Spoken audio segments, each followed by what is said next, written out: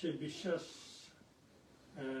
এর প্রতি অনুগত হয়ে তারা একজন সুপুত্র সুকন্যা চায়। কোনো মা বাবা কখনো কুপুত্র বা কুকন্যা কুসন্তান চায় না, প্রত্যেকে সুসন্তান চায়।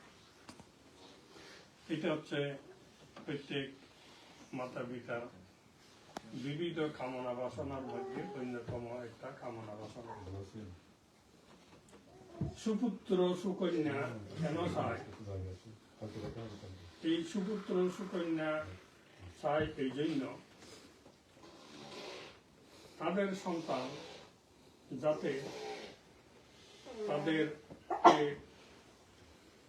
দেখাশোনা করবে, ভরণ পোষণ করবে, তাদের আপদে বিপদে সহায়তা করবে, এবং সবচেয়ে যেটা জরুরি সেটা হচ্ছে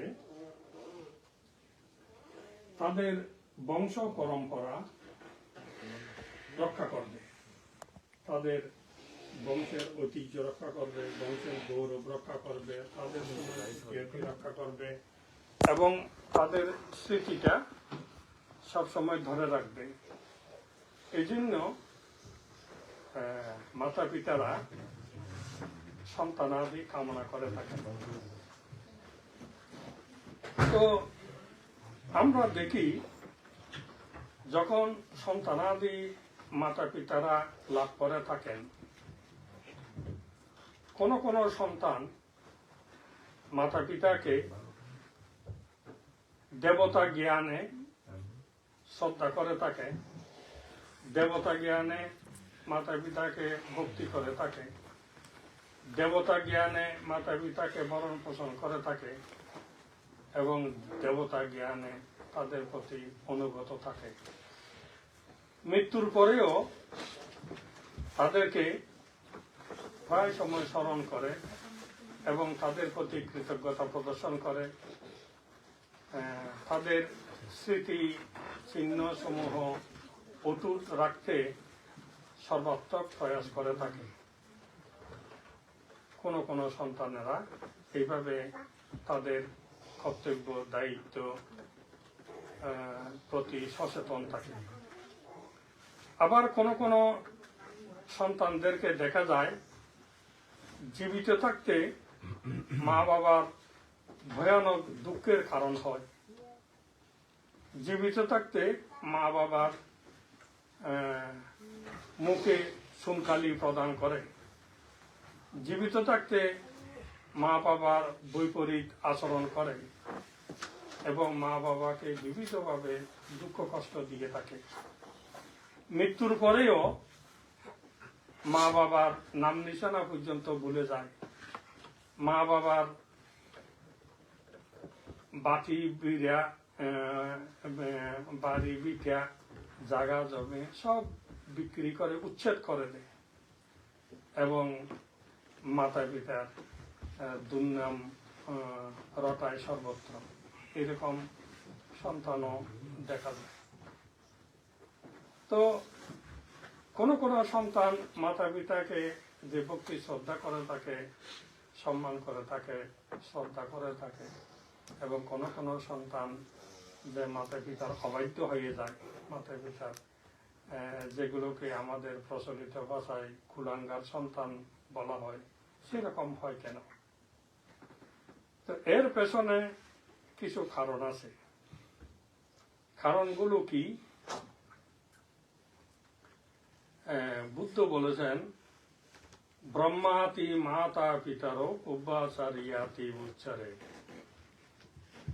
ব্রহ্মাতি, যে পৃথিবীতে যত লোক রয়েছে বিভিন্ন ধর্মাবলম্বী, তারা প্রত্যক্ষ বা পরোক্ষভাবে উপরে কাউকে কল্পনা করে থাকে যারা আমাদের সবাইকে সৃষ্টি করেছেন।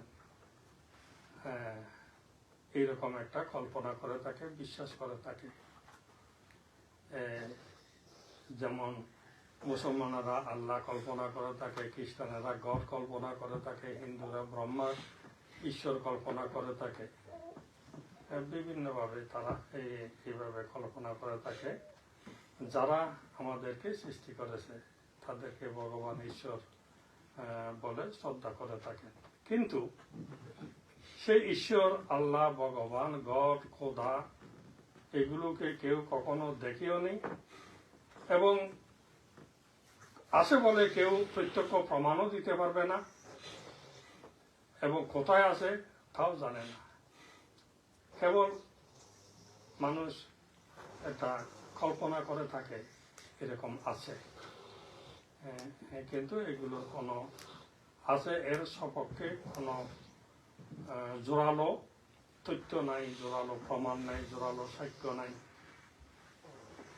তো বুদ্ধ বলেছেন, বুদ্ধ ঈশ্বর আছে কি নাই এবং ঈশ্বরের অস্তিত্ব কোথায়, এই সমস্ত তর্কে না গিয়ে বুদ্ধ সরাসরি বলেছেন কি, ব্রহ্মাতি মাতা পিতর।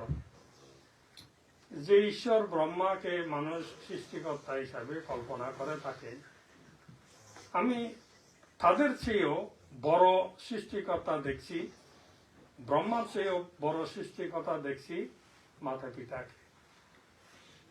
মাতা পিতা হচ্ছে সেই কাল্পনিক ঈশ্বরের চেয়েও বড়, কারণ সে কাল্পনিক ঈশ্বর অদৃশ্য, মাতা পিতারূপী ঈশ্বর দৃশ্যমান। তারা আমাদেরকে এই সংসারে এনেছেন সৃষ্টিকর্তা, তারা আমাদেরকে পালন পোষণ করেছেন, তারা আমাদের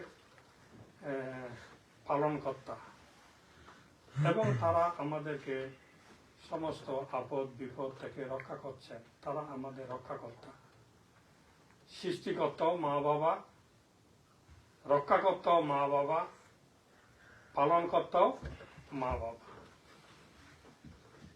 তো এই পালনকর্তা, সৃষ্টিকর্তা এবং রক্ষাকর্তার উপরেও মা বাবাকে বুদ্ধ আরো একটা বিশেষ গুণে বিভূষিত করেছেন, সেটা হচ্ছে কি, পূর্বাচারিয়াতি উচ্চারে। আচারিয়া, আচারিয়া মানে গুরু।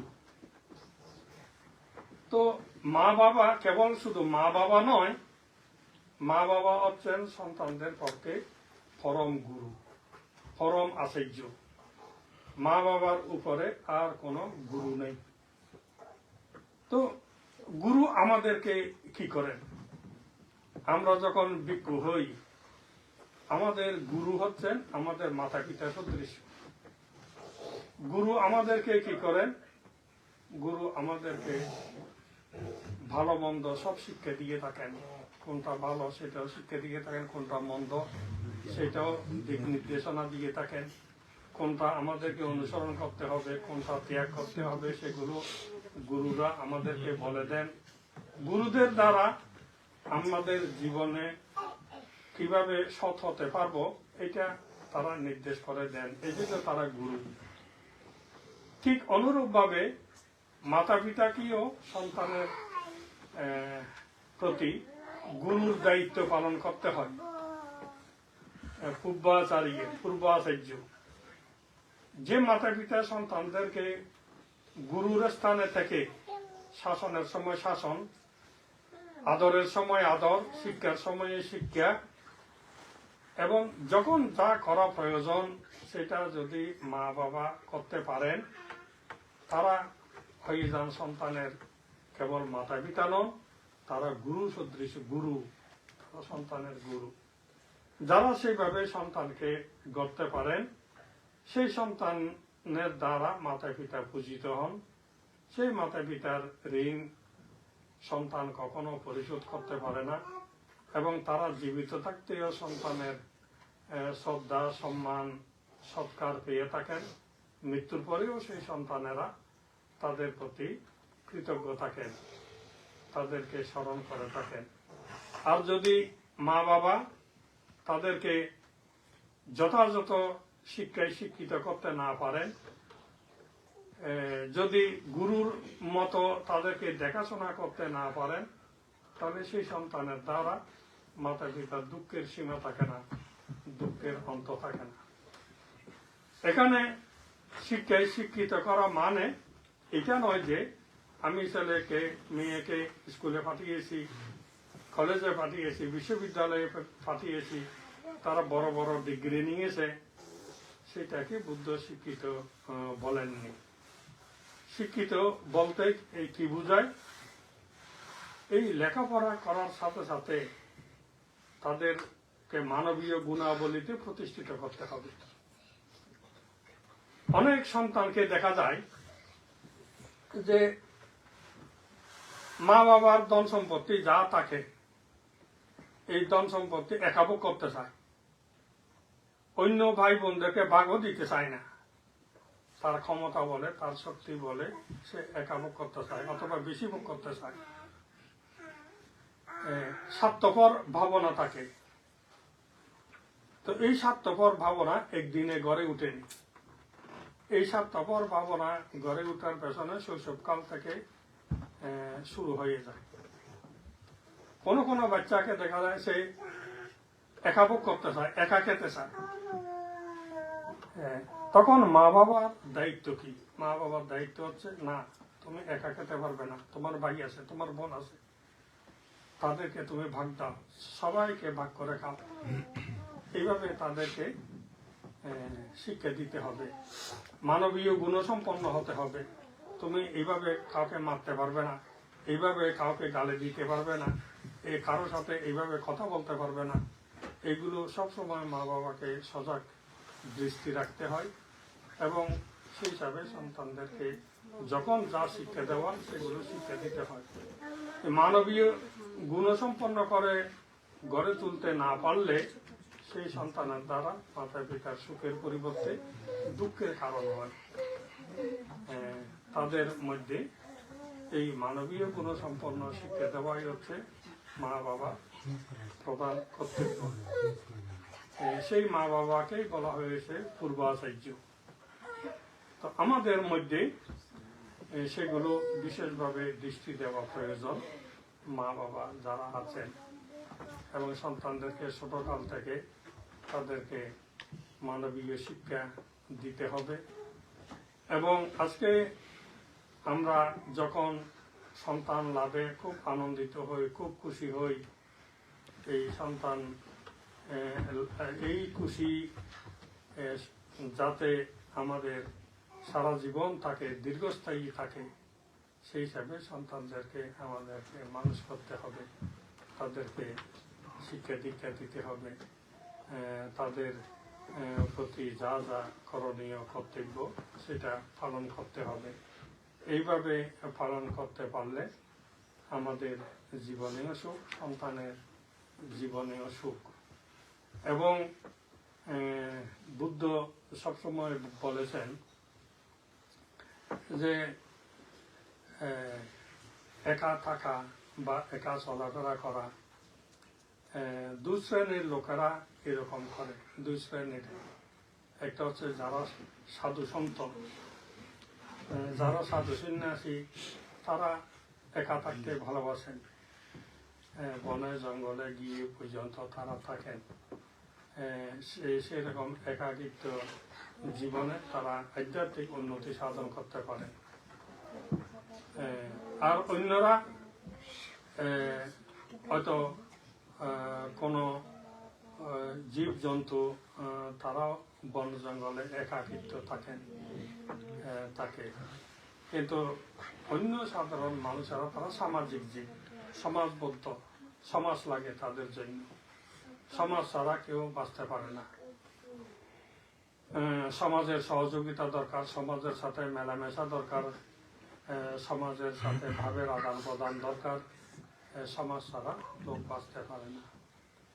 তো আমার জন্মের সময়ও সমাজ লাগে, জীবনের যত কার্যাবলী সব কিছুতে সমাজ লাগে, এবং আমার মৃত্যুর সময়ও সমাজ লাগে। সমাজ ছাড়া একাকিত্ব কেউ থাকতে পারে না। সেই জন্য সমাজের প্রতিও আমাদের কিছু দায়িত্ব কর্তব্য থেকে যায়। আমার সমাজের প্রতি আমার ভালোবাসা, সমাজের প্রতি আমার কর্তব্যবোধ, সমাজের দুঃখে সুখে আমাকে পাশে দাঁড়ানো ইত্যাদিও সামাজিক জীব হিসাবে আমাদের কর্তব্য। এই কর্তব্য সমূহ পালন করার নামই হচ্ছে ধর্ম অনুশীলন। এই ধর্ম অনুশীলন হয় আমাদের যার যা কর্তব্য আছে এই কর্তব্য পালনের দ্বারা। সমাজের প্রতি আমাদের যে দায়িত্ব কর্তব্য সেটা আমাদেরকে পালন করতে হবে। মাতা পিতার প্রতি আমাদের যে দায়িত্ব কর্তব্য সেটা আমাদেরকে পালন করতে হবে। শ্বশুর শাশুড়ির প্রতি আমাদের যে দায়িত্ব কর্তব্য সেটা পালন করতে হবে। ছেলে মেয়েদের প্রতি আমাদের যে দায়িত্ব কর্তব্য সেগুলো পালন করতে হবে। পাড়া প্রতিবেশীর প্রতি যে দায়িত্ব কর্তব্য সেগুলো পালন করতে হবে। আত্মীয় স্বজনদের প্রতি যে দায়িত্ব কর্তব্য সেগুলো পালন করতে হবে। এইভাবে দায়িত্ব পালনের মাধ্যমে ধর্ম অনুশীলন হয়। যদি সেই দায়িত্বের প্রতি অবহেলা হয়, কর্তব্যের প্রতি অবহেলা করা হয়, তাহলে সেখানে ধর্ম অনুশীলন হয় না। তো বুদ্ধ সেটা এবার দায়িত্ব কর্তব্যের পালনের অপর নাম হচ্ছে ধর্ম পালন। ধর্ম আমাদেরকে দৈনন্দিন জীবনে সেগুলো পালন করতে হবে, অনুশীলন করতে হবে এবং পরস্পরের সাথে সদ্ব্যবহার করতে হবে, ভালো ব্যবহার করতে হবে। যে আমরা এখন সূত্রপাত করলাম, এই সূত্রসমূহ হচ্ছে বুদ্ধির উপদেশ, প্রেসক্রিপশন, ব্যবস্থাপত্র। ডাক্তারের কাছে গেলে ডাক্তার যেমন আমাদেরকে ব্যবস্থাপত্র দেন, প্রেসক্রিপশন দেন, সেই প্রেসক্রিপশন অনুসারে ওষুধ খেলে আমরা আরোগ্য হই। তো বুদ্ধের কাছেও লোকেরা যখন বিভিন্ন সমস্যা নিয়ে যেতেন, বুদ্ধ তাদেরকে এই উপদেশগুলো দিয়েছেন।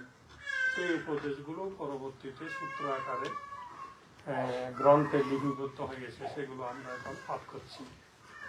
তো এখানে বুদ্ধের যে উপদেশগুলো রয়েছে সেগুলো আমাদের দৈনন্দিন জীবনের জন্য খুবই অপরিহার্য। যেমন আমরা এখানে করণীয় মৈত্রী সূত্র আবৃত্তি করেছি। করণীয় মৈত্রী সূত্রে বুদ্ধ কি উপদেশ দিচ্ছেন? না পারো পারাং নিকব্বে তা নাতি মাইয়ে তা কাতার চিনাং কাঞ্চি বিয়ারো চা না পাটিগা চাইয়া নাইয়া মাইয়া চা দুঃখ ইচ্ছে ইয়া। তোমরা কেহ কারো প্রতি কোনো অনিষ্ট কামনা করবে না, কারো প্রতি কোনো দুঃখ কামনা করবে না, কারো প্রতি কোনো ক্ষতি কামনা করবে না এবং কারো প্রতি কোনো বিদ্বেষভাব পোষণ করবে না। সকলের প্রতি সকলে তোমরা মৈত্রী ভাব পোষণ করবে, সদ্ভাব পোষণ করবে, বন্ধুত্ব ভাব পোষণ করবে এবং সকলের প্রতি সকলে যখন বন্ধুত্ব ভাব পোষণ করবে, সদ্ভাব পোষণ করবে, মৈত্রীভাব পোষণ করবে, তখন তোমরা নিজেও সুখী হবে, তোমাদের আশেপাশে যারা থাকবে তারাও সুখী হবে, সকলে সুখী হবে। তো এখানে এই উপদেশগুলো যদি আমরা দৈনন্দিন জীবনে অনুশীলন করে থাকি তাহলে আমরা অধিকতর লাভান্বিত হব। আর যদি সেই উপদেশগুলো যদি আমরা অনুশীলন না করি দৈনন্দিন জীবনে, তাহলে সারাদিন সারা রাত এই সূত্র শুনে শুনে শুনে শুনে আমাদের কি লাভ হবে? কোনো লাভ হবে না। সূত্রগুলো কেবল শোনার জন্য নয়, এই সূত্রগুলো বুদ্ধ দেশনা করেছেন অনুশীলনের জন্য। তো বুদ্ধ বাণী যতই আমরা অনুশীলন করব ততই আমাদের লাভ হবে, ততই আমাদের কল্যাণ হবে। তো আমরা নিজেরাও সেগুলো অনুশীলন করব, আমাদের ছেলে মেয়েদেরকেও বুদ্ধ জ্ঞানে আলোকিত করা মা বাবার দায়িত্ব, কর্তব্য। তো মা বাবা সেই দায়িত্ব কর্তব্য পালন করতে পারলে তারা কেবল মা বাবা থাকেন না, তারা গুরুর স্থানে চলে যায়, গুরু হয়ে যায় সন্তানের। তো এই গুরুর স্থানে যাওয়া এটা কোনো সহজ কাজ নয়, এটা কঠিন দায়িত্ব মা বাবা। তো সেই জন্য বুদ্ধ বলেছেন মা বাবার মতো পূজ্য, মা বাবার মতো শ্রদ্ধেয় পৃথিবীতে আর দ্বিতীয় কেউ নাই। আজকে পান্না এবং পাপিয়া তাদের দাম্পত্য জীবনে যে সন্তান তারা লাভ করেছে। তো এই সন্তান লাভে তাদের আনন্দের সীমা নাই, খুশির সীমা নাই, এবং এই সন্তানের উজ্জ্বল ভবিষ্যৎ কামনায়, নিরোগ দীর্ঘায়ু কামনায় তারা এই পুণ্যানুষ্ঠানের আয়োজন করেছে। ভিক্ষু সংঘকে আহ্বান করে মহাদানের ব্যবস্থা করেছে, এবং তারা এই সন্তান লাভের সাথে সাথে নতুন ঘরও লাভ করেছে। এই ঘরেরও যাতে তাদের নিরাপদ বসবাস হয়, শান্তিপূর্ণ বসবাস হয়, তাদের দাম্পত্য জীবনও যাতে সুখের হয়, সেই চেতনায়, সেই সংকল্পে ভিক্ষু সংঘকে আহ্বান করে দান এবং পরিত্রাণ শ্রবণের ব্যবস্থা করা হয়েছে। আত্মীয় স্বজন, বন্ধু বান্ধব যারা ফ্রান্সে এখানে অবস্থান করছেন, হিতৈষী কল্যাণকামী যারা এখানে উপস্থিত ফ্রান্সে অবস্থান করছেন, তাদেরকে সকলকে আহ্বান করা হয়েছে, তারাও এখানে উপস্থিত হয়েছে। সবাই সম্মিলিতভাবে আজকে যে আমরা এখানে উপস্থিত হয়েছি, তাদের মঙ্গলার্থে, তাদের কল্যাণার্থে, তাদের উন্নতি শ্রীবৃদ্ধির সহায়ক হওয়ার জন্য আমরা উপস্থিত হয়েছি। তো আমাদের সকলের উদ্দেশ্য এবং চেতনা, সংকল্প অত্যন্ত উত্তম, অত্যন্ত সাধু। এই সাধু চেতনায়, উত্তম চেতনায় যখন আমরা তাদের প্রতি চিত্ত হয়ে এখানে যাবতীয় কর্ম সম্পাদন করব, এখানে একটা পজিটিভ এনার্জি, শক্তি উৎপন্ন হয়। এই পজিটিভ শক্তি, এনার্জি এতে এখানকার পরিবেশের একটা উত্তম তরঙ্গ সৃষ্টি হয়, যে তরঙ্গ তাদের জীবনে শান্তি, শ্রীবৃদ্ধি, কল্যাণ বয়ে আনবে। সেটাই আমরা কামনা করি, সেটাই আমরা আজকে প্রার্থনা করছি। বুদ্ধ ধর্ম প্রভাবে তাদের অশেষ মঙ্গল হোক, অশেষ কল্যাণ হোক, উত্তরোত্তর শ্রীবৃদ্ধি হোক, তাদের সন্তান বুদ্ধ জ্ঞানে আলোকিত হয়ে, শিক্ষায় দীক্ষায় আলোকিত হয়ে জীবনে প্রতিষ্ঠিত হোক, যাতে তার পরিচয়ে মা বাবা আলোকিত হয়, পরিবার আলোকিত হয়, সমাজ আলোকিত হয়, আমরাও যাতে গর্বিত হতে পারি, এরকম সন্তানের উজ্জ্বল ভবিষ্যৎ কামনা করছি। সকলে সুখে থাকুন, সকলে নিরোগ থাকুন, সকলে আপদ বিপদ ভয়ঙ্করায় দুঃখের অব্যাহতি লাভ করুন, বিশ্বের সকল প্রাণী সুখী হোক, শান্তি লাভ করুক, দুঃখমুক্ত হোক, এই কামনা প্রত্যেকে তিনবার জল ডালা।